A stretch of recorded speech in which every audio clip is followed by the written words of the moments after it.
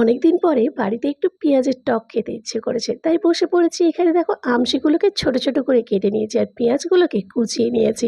এখানে পোস্ত বাটা, সর্ষে বাটা রয়েছে, তোমরা যে কোনো একটাও দিতে পারো।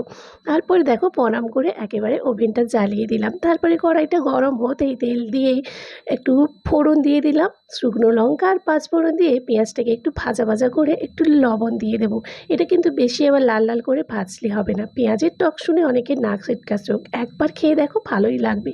আমসিগুলোকে ছোট ছোট করে কেটে ধুয়ে রেখেছিলাম, তারপরে পেঁয়াজটা একটু ভাজা ভাজা হলেই আমসিটা দিয়ে একটু হলুদ দিয়ে ভালো করে নাড়াচাড়া করব।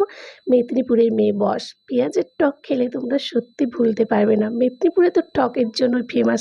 তারপরে দিয়ে দিলাম একেবারে সর্ষে আর পোস্ত বাটা। ভালো করে একটু অল্প পরিমাণ জল ছড়িয়ে নাড়াচাড়া করতে হবে, একটু ভালো করে ফুটিয়ে শুকিয়ে নিলেই হয়ে গেল আমাদের পেঁয়াজের টক। উফ, খেতে হয়েছিল একেবারে ফাটাফাটি, একবার ট্রাই করো।